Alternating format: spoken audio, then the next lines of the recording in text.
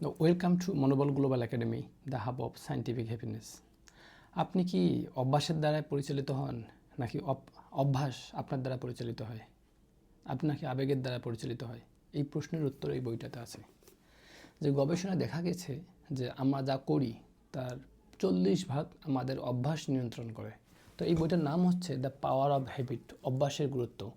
এই বইটাতে চার্লস ডুহিক, একজন লেখক, উনি সুন্দর করে ব্যাখ্যা করেছেন যে আমরা যা কিছু করি এটা হ্যাবিট লুপ, অভ্যাসের চক্রের মধ্যে দিয়ে পড়ে আমরা এটা করি।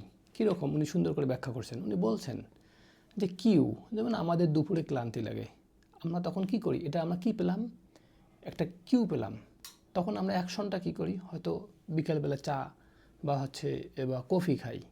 এখানে তারপরে রিওয়ার্ডটা কি পেলাম, আমাদের একটা ভালো লাগা, প্রশান্তি, এই জিনিসটা আমাদের হয়। তো উনি বললেন যে একটা যখন কোনো কিছু করি এটার ব্যাকগ্রাউন্ডে একটা কারণ থাকে। উনি এটাকে হ্যাবিট লুপ, অভ্যাসের চক্র, এটাকে উনি অভ্যাসের হ্যাবিট লুপ বা অভ্যাসের চক্র বললেন।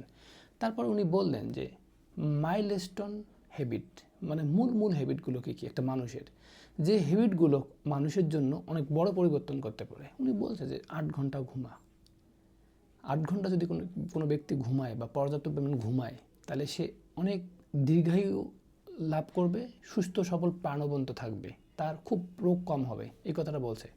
তারপর এখানে আরও বলা হয়েছে যে প্রতিদিন এক্সারসাইজ করা, ফিজিক্যাল এক্সারসাইজ করলে সে আমাদের 75 রোগ, মনোদৈহিক, সাইকোসোমাটিক, এই রোগগুলো থেকে ব্যক্তি সুস্থ থাকতে পারে। তারপর উনি কী বলছে যে সূর্যের মধ্যে, খোলা বাতাসের নিচে, খোলা আকাশে একটু হাঁটা, প্রাকৃতিক ঘোরাফেরা করা, এটা করলে একটা মানুষ ভালো থাকবে।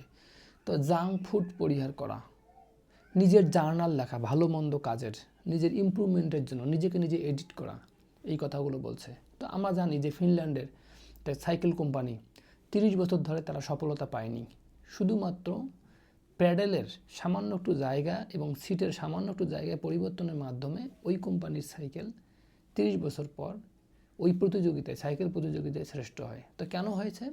কারণ তারা সামান্য কিছু চেঞ্জ এনেছেন তাদের সাইকেল তৈরি করার ক্ষেত্রে।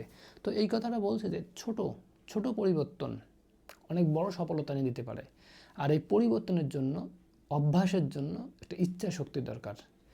এবং বলছে যে কোনো কিছুই, পৃথিবীতে এমন কোনো কিছুই নাই যে মানুষ অভ্যাস করলে এটা পারবে না। তো অভ্যাস একবারে বৃহৎ আকারে হবে না, ছোট্ট ক্ষুদ্র পরিবর্তনের মধ্যে দিয়ে একটা মানুষের বৃহৎ সফলতা আসে, এই কথাটা বলছে।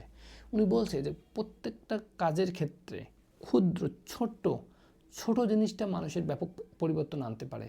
তা উনি বলছে যে নিজের অভ্যাস আমাদের যেগুলো আছে সেই অভ্যাসের দিকে তাকাই, এবং কোন অভ্যাসগুলো পরিবর্তনযোগ্য এবং কোন অভ্যাস পরিবর্তন করলে আমার নিজের ব্যক্তিগত উন্নতি হবে, এটা আমরা নিজেরাই বুঝতে পারবো, এবং সেই পরিবর্তনের কথা বলছেন। বইটা এই জিনিসগুলো লিখেই কিন্তু বেস্ট সেলিং বই হয়েছিল, এবং এখানে বলছে অ্যাবসোলিউটলি ফ্যাসিনেটিং একটা বই। সবাই অনেক ভালো থাকবেন, সবাইকে অনেক ধন্যবাদ।